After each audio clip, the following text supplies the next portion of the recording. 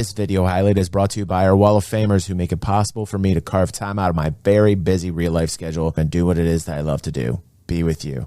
Thank you. Holy shit, it's Rich Whale Knee Guy. Remember this dude that we were talking about was a guppy whale? And I was saying that the entry level for a whale is $15,000 in Star Citizen. And he was sitting there with his legs crossed and his knee was in the camera. Look at this. A Star Citizen whale responds to pay to win and more. Yeah, we did the whale bingo card. Remember that, Retro? Let's check this out. Boasting guy. Uh-oh, knees.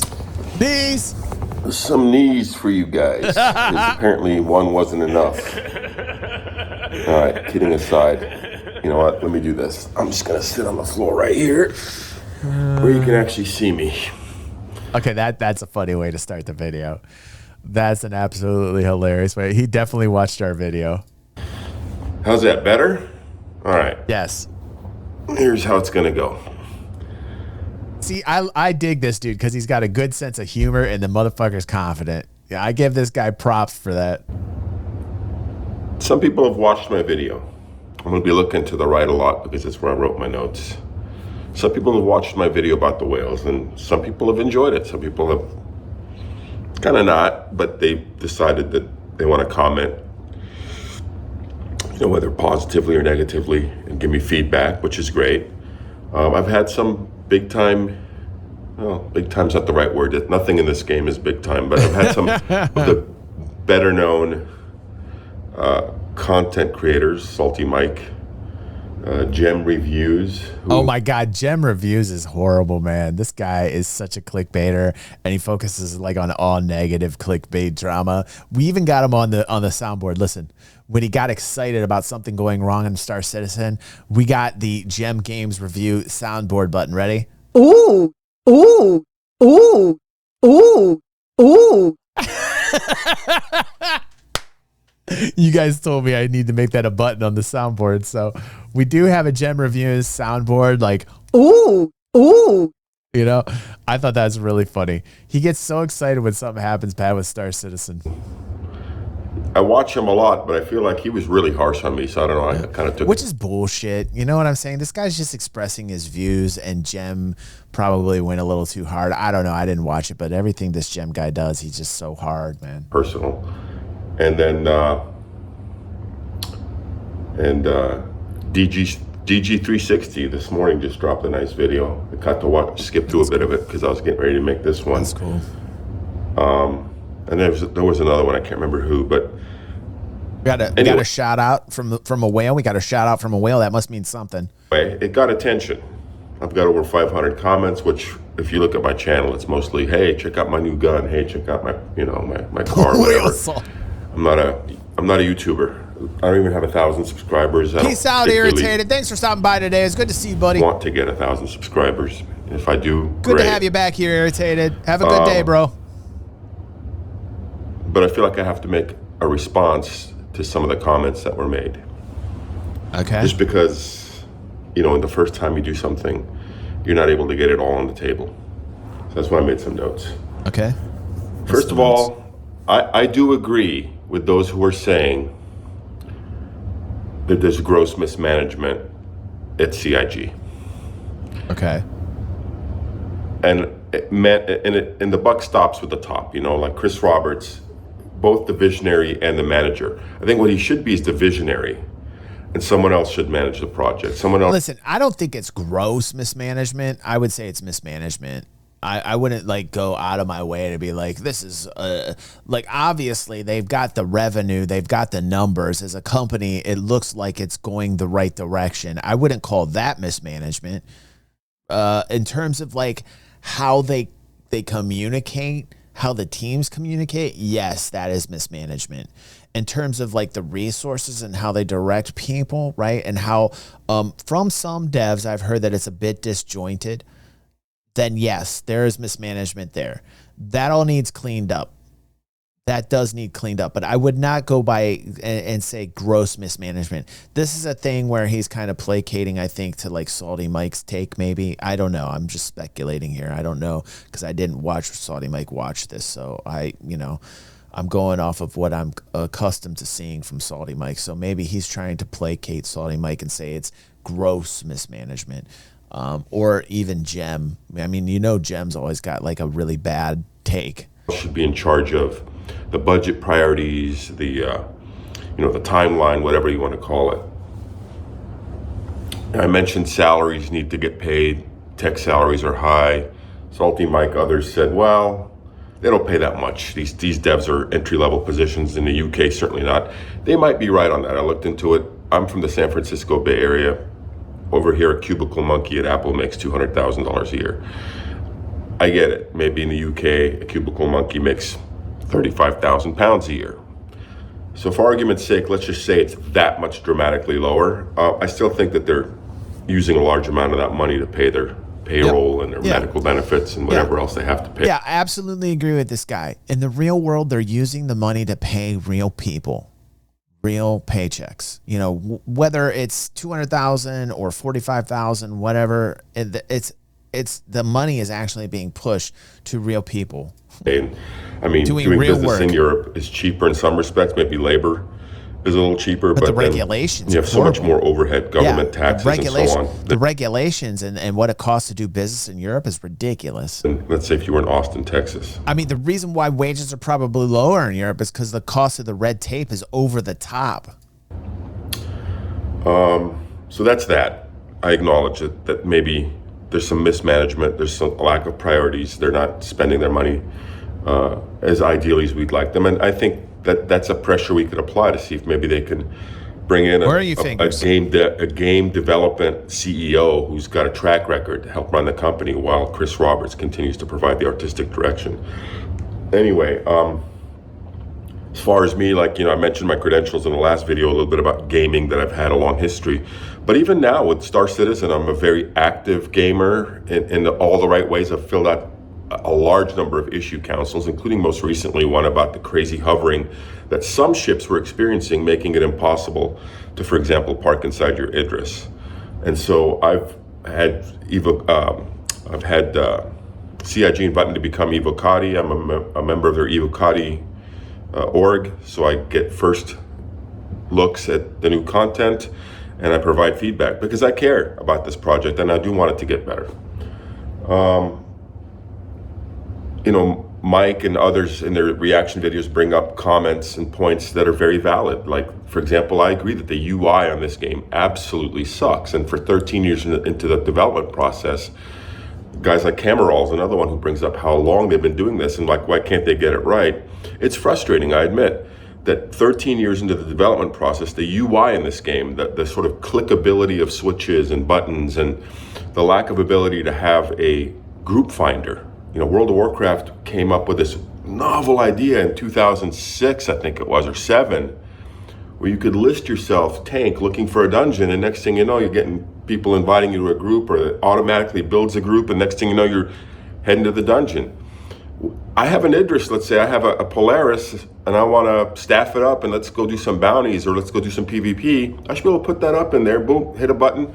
Wait, if it's a busy Sunday morning, maybe I'm going to get a lot of people real quick. If it's a quiet Monday afternoon, maybe it's going to take an hour to get a group. But at least I got a method to do it, and that cannot be difficult. I'm not a computer engineer, although I have an electrical engineering degree, but I don't work in that field. But I can promise you it's not that difficult. So yeah, there's some things, there's some shortcomings. The other thing that drives me personally nuts, I haven't heard a lot of commenters say anything about this, but it really drives me nuts, is all their cinematics.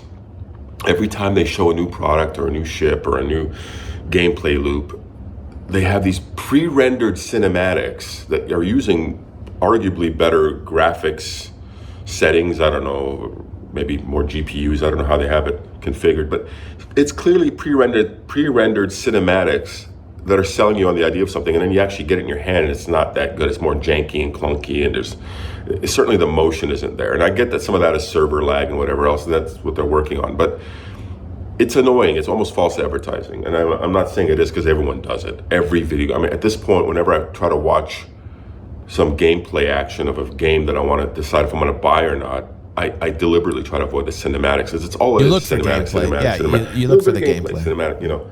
Anyway, so that's annoying. I agree with Salty Mike about don't sell progression, but I also don't think that, I think we define progression differently. Yes. I define it as maybe like a reputation, in-game reputation. I define progression as maybe like some sort of an in-game rank or reward system. You know, titles, I don't know, like in-game earned titles. To me, it isn't progression to necessarily have to get the Star Lancer Max after you got the Aurora. I think you should just be able to buy whatever the fuck ship you want. And yes, you're not gonna hate me. Yes. And I'll tell you why that's a truth bomb. I'm going to tell you right now. It's a huge truth bomb, because if you take that out, then you're taking the revenue away from a company trying to build you a game that you want. It's like hitting your own face and saying, why did I hurt myself? And then on top of that, it's like, oh yeah, I need to do that again, until you bash yourself unconscious. It makes no sense if you are going to just take that away right now at this stage where money is of the prime importance. You know, guess what? It takes money to make this, people. Like, really? it's going to have its strengths and weaknesses, and play the game the way you want to, because it's kind of a giant sandbox. I like what I see it. put in there. And then if you do certain things certain times, you may then attain a rank or whatever. To me, that's the progression. Progression isn't every bit of gear or every bit. I mean, as long as the gear is relatively the same. I'm not advocating that we can sell superior gear through the money store versus what you can find in the game. I'm just saying the real progression is the progression of the actual creation of this game. It's the progress from the beginning to the end. If we want to get to the end of this game, like, let's be real. The progression is, how can we take as much money as we can and then apply it in a correct manner so that we can get this title out and done and finished. The progression is in the business model. It's the real world. That's the progress. When I say there's progress happening in Star Citizen, and then you have other content creators saying there's no progress, and yet you've got a Hathor and Stormbreaker and an additional system. You have Pyro, and you have the wormhole, and you've got new mechanics. That's the progress. That's the development that's happening. And that happens because of the money, because of the pipeline, because of the ship sales. So, I mean, that's progress. That is the progression. You know, that's the progression that matters the most with Star Citizen. You could buy whatever suit you want online, or a version of it that's obviously got a special skin. You could also find it in the game. And they're the same in terms of their capabilities. But this is going to lead me down the path of pay to win, by the way, which I know some of you are waiting on. And so, but yeah, progression is important, but at the same time, it's not the God metric. I think, like, again, in World of Warcraft is the closest thing I have to a game that I played a long time where I was very good. Progression in World of Warcraft meant downing certain bosses. You know, the other thing too is, like, we're talking about an MMO sandbox experience, and to say like progression is so perception based upon how people like to play games. Like, that's Salty Mike's way of in-game progression. They're talking about in-game progression. The thing is like what Salty Mike thinks is on in-game progression is one take out of a million takes. You know, it's speculative at best. So guild progression was, okay, we're on number 6. I mean, I'm logging into a game having fun. I'm progressing. You know what I mean? Like, this boss at Oldor or whatever raid we're working on, that's our current progression. It was a guild-wide thing, and it was bragging rights to who killed this particular boss first. Or in some cases within the guild, it might be the guy who had the best gear, you know, who had this grail level, you know, sword or mace or whatever. But that stuff happens in the game, and that's skill-based. Okay, so now into the sort of pay-to-win conversation, I'm going to use WoW again as an example. So These guys that run around, oh, you know, he's got an F7A Mark 1 and he's got a F8C and he's got a whatever, that he bought on the online store, that's pay to win because you bought it with your money. I can promise you, and I'm looking at you right now with a straight face, that it is not pay to win to buy an Idris and try to take out some guy in a Aurora. We're going to go as far as I can think of extreme. And so the reason I say that is when I played World of Warcraft and we finished farming, as we used to call it, the raids, you know, we run them up dozens of times. Everyone has the gear they want. There's nothing to be gained from running them. But 95% of the other players in World of Warcraft barely made it past the first boss in like normal mode, forget about heroic mode or whatever. We would start selling carries. We would take a player, they would have to pay us usually with in-game currency, but sometimes with PayPal. And we would carry them. They would come in. The only one there was a few raids you couldn't do this, you know, so like Glory of the Raider. So there was like the title Immortal for Nax, the second time Nax, not the first time Nax. That one required nobody in the raid to die the entire lockout. That was impossible carrying somebody. But most of the stuff we could get them the titles, we could get them the gear, or at least some of the gear because it's random drops. And they would pay us to carry them through the raid. Because even after they got a lot of this gear, they had all the stuff, all the sort of like the equivalent of buying a spaceship in terms of gear, they still sucked. They still couldn't get through that raid on their own with another group of players that are at their skill level. So my point is skill trumps gear. Yep. We've always said this. Yep. Skill and then, you know, greater than sign gear. And that's the same with this game. I don't care what ship you're rolling in. I don't care if it's got all military. Also, in terms of like, if you really want to get down to the nitty gritty of it in an MMO, a lot of times it's numbers. It's like the amount of people that you have in your group. You can Zerg rush the fuck out of somebody in the Idris with the smaller ships. You could do, there's so many different ways to win or to have win conditions set. This whole pay to win argument shit is about the stupidest thing. It's a bunch of tryhards that have no skill that take a ship and pit it up another ship, and then they get popped, and then they bitch about the fact that it's pay to win. These are a bunch of try-hard crybabies. And then what ends up happening is like, oh, it's pay to win. Well, no, it's not pay to win. Use your fucking brain. You know, like use your fucking brain. And the other thing is too, is like somebody's pay to win scenario, right? Where they're saying, well, it's a pay to win because I got this ship and you have that ship. It doesn't mean that you can't bring out a scenario in which you're going to beat the other guy. You can always think of a scenario in your head with your imagination to beat the other guy. It doesn't take money to do that. It takes connections and people. It can take other people, and they don't have to have, like, the people that you bring in don't have to have pay to win conditions either. Maybe they got a shitty ship too. Maybe you get a whole bunch of your friends together and you pop an interest with a bunch of smaller ships.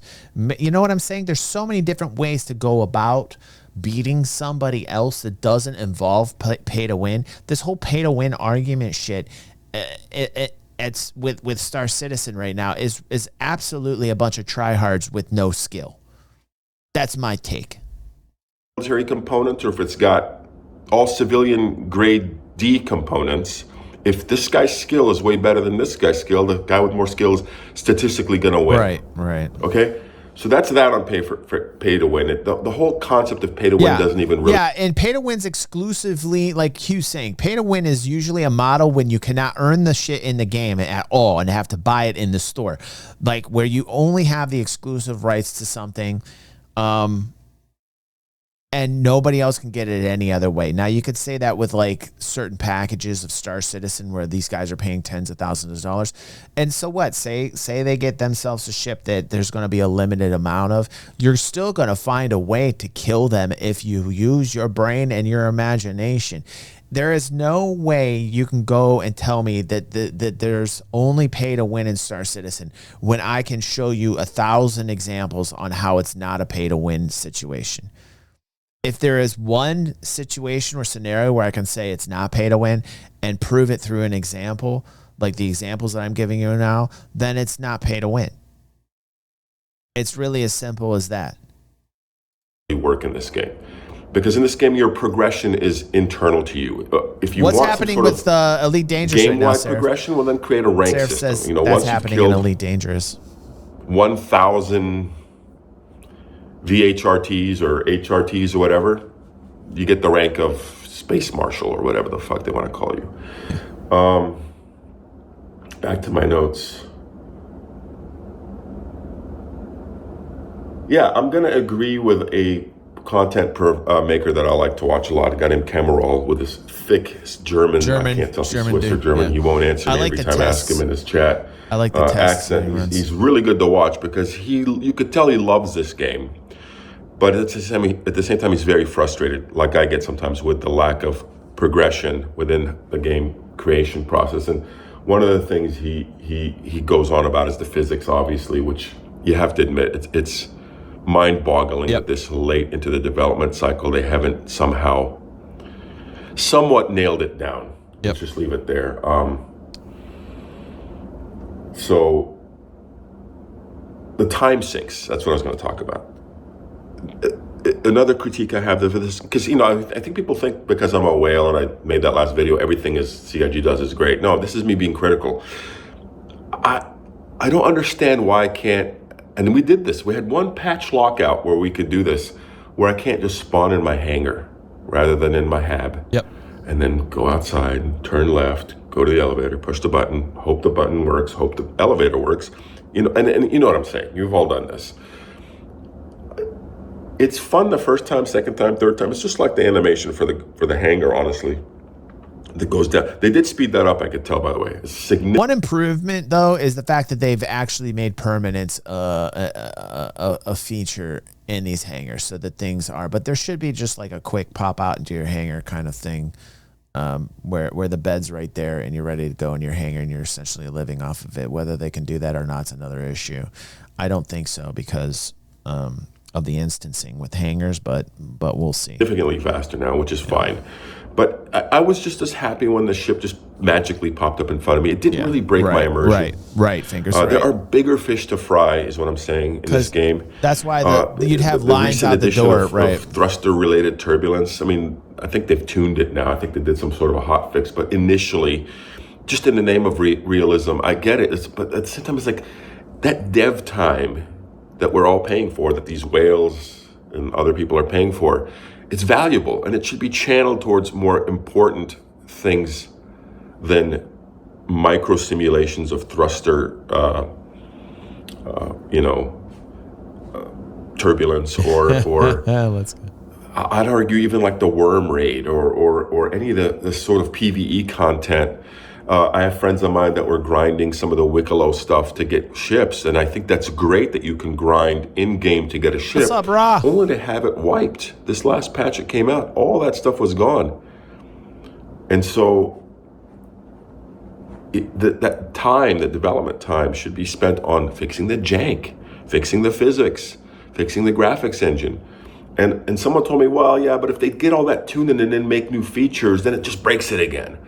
I can understand. Listen, having studied electrical engineering, I took a lot of computer science classes. I remember when you modify a program, Fortran, whatever program you wrote, you could throw a wrench in a lot of other parts of the program. I get that, but that doesn't mean you don't work on it. That doesn't mean you just throw your hands up in the air and say, well, one thing that I noticed that they're doing, and I recently kind of came to this conclusion while being in Pyro and in Obituary, is what you're finding is that they're starting to design the habs closer to the hangars.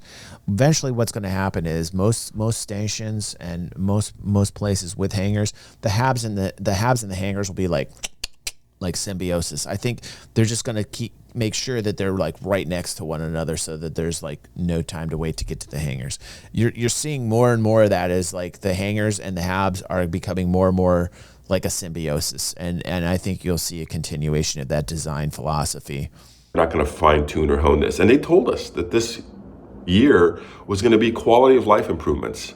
Yeah. And, we're going to make the game more playable. And they have, to be fair, made it more playable than it was under 3.18 or something. But it's not.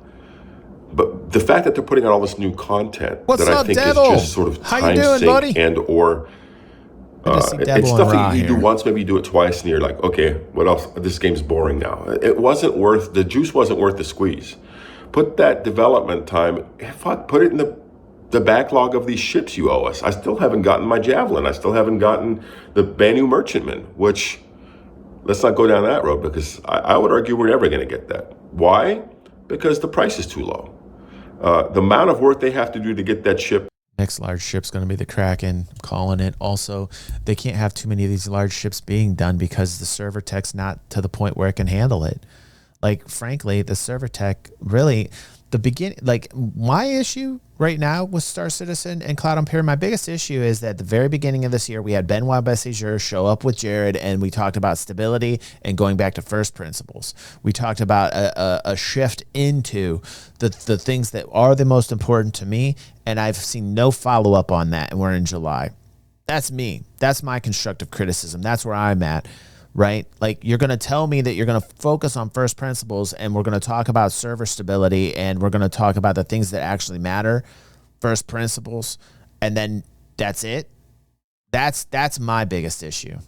Built at $650, which is the maximum they're going to get right now based on the current pricing. And they're trying to get And Squadron 42 mind you, most people own that ship, out including and get me, a return a lot on less. investment with it. They're not going to be able to generate any profit or even break even on that. So anyway, my point is get some of the backlog done with some of these ships you owe us, and get the game working stably, and then begin to add. Again, here you have a whale, and he's talking about the issues that are important to him. Stability. Stability. It's a mantra. I just say it over and over and over again. To the game in terms of features.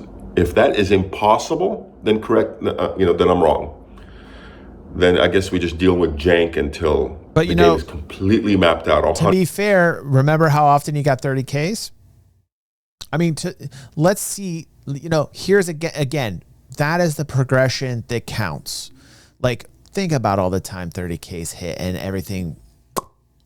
Like, think about how many 30Ks you used to get. And you'd be like, ugh. Now, almost a thing of the past. 100 systems, and every single quest is done. Yep. And then we can get a playable game. So progression. If that works for you guys. That's the progression that matters. Anyway, I think I've covered everything I wanted to cover.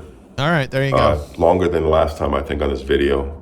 No knees. I tried to hide the knees. Good. I don't really do YouTube videos. I'm not a cinematics guy. If you don't like it, Tough. you know what you could do with yourself. Good. Anyways, thank you. Cool stuff, man. Cool stuff. Cool stuff. I'm going to like that. Good watch.